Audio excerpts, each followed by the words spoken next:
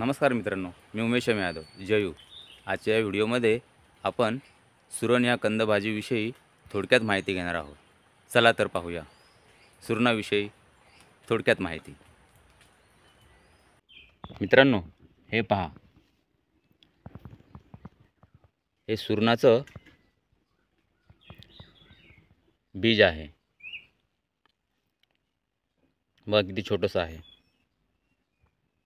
आता हे बीज जे तुझा भाग आहे, आपण सुरणचे कोंब असतात फुटलेले, ते आता मी या मातीमध्ये लावणार आहे. बघा किती छोटासा आहे. 3-4 वर्षाने तो मोठा होईल. बघा आता मी हा मातीत लावलेला आहे आणि वरती माती घातलेली आहे.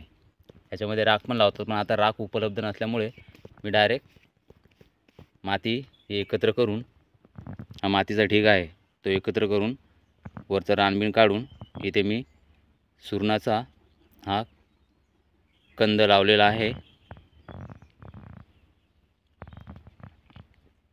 आता हा 3-4 वर्षाने काढल्यानंतर किती मोठा होईल तो आपल्याला समजेलच. मित्रांनो, हा जो इथे कोंब दिसतोय तो मी 2 वर्षापूर्वी रुजत घातलेल्या सुरणाचा कोंब आहे. बघा, ह्याला अजून पानं फुटलेली नाहीत. ह्याच्यातून एक देठ बाहेर पडतो. जर तुम्ही पाहिलात तर हा बाजूला शेजारी दिसतोय काय, हे 2 कोंब बघा. हे असल्या, हा जो पहिला कोंब आलाय त्याच्या या कोंबातून नंतर अशी ही पानं फुटतात, बाहेर येतात पानं.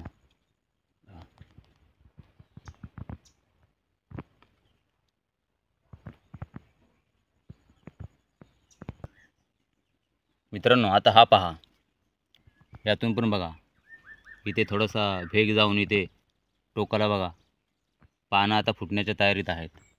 हा पहा, त्याच्या बाजूचा जो मोठा दांडा आहे सुरणाचा, त्यातून बघा पानं बाहेर येण्याच्या तयारीत आहेत. बघा इथे बाजूला जो दिसतोय सुरणाचा दांडा, त्याला पानं आलेली आहेत बाहेर. हा पहा इथे बघा, हा दांडा खूप मोठा होऊन असा मजबूत जाड पण होतो, लाटणीसारखा, किंवा कधी कधी त्याहीपेक्षा जाड होतो आणि त्याला ही पानं येतात. मी असं पेपरमध्ये वाचलं आहे की चैत्र महिन्यात याला फूल देखील येते आणि त्या फुलाची भाजी देखील करतात.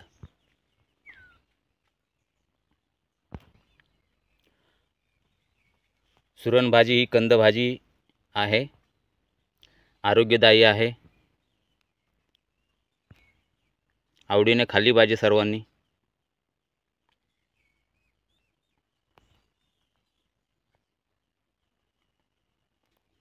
हे मी माझ्या बागेमध्ये ठिकठिकाणी सुरणाचे कंद लावलेले आहेत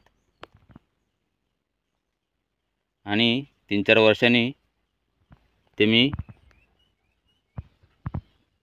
दिवाळीनंतर बाहेर काढतो खणून आणि त्याची भाजी करून खातो. मित्रांनो, हे पहा, मी या ठिकाणी देखील सुरणाचे कंद लावलेले आहेत. हे छोटे छोटे दिसत आहेत, ते गेल्या वर्षी लावलेले आहेत. काही यातले मी या वर्षी देखील लावलेले आहेत. हे पहा,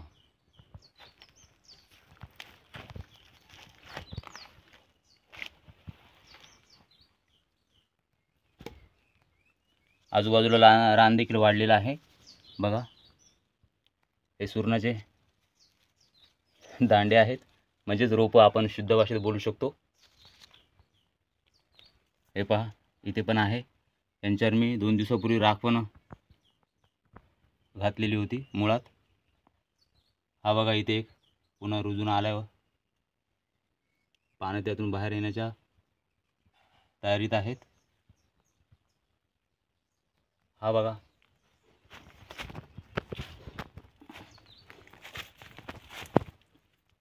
हा एक बघा सुरणाचा दांडा, आणि हा मोठा आहे बघा किती खूप.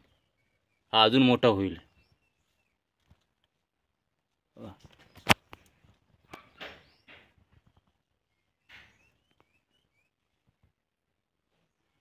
अशा या सुरणाची भाजी करून खातात. अजून वेगवेगळ्या प्रकारे पण त्याचा उपयोग करून खातात. काही लोक बारीक चिप्स करून कापं करून तळून भजी पण करतात। असा हा सुरण आरोग्यासाठी लाभदायक आहे।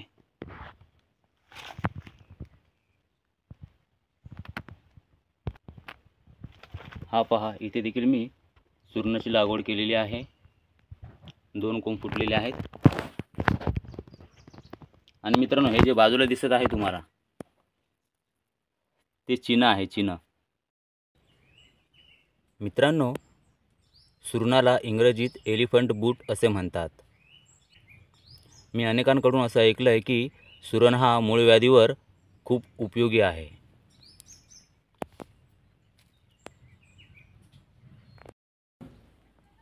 मित्रांनो, सुरणाविषयीचा माझा व्हिडिओ आपणास नक्कीच आवडेल अशी मी आशा बाळगतो आणि इथेच थांबतो।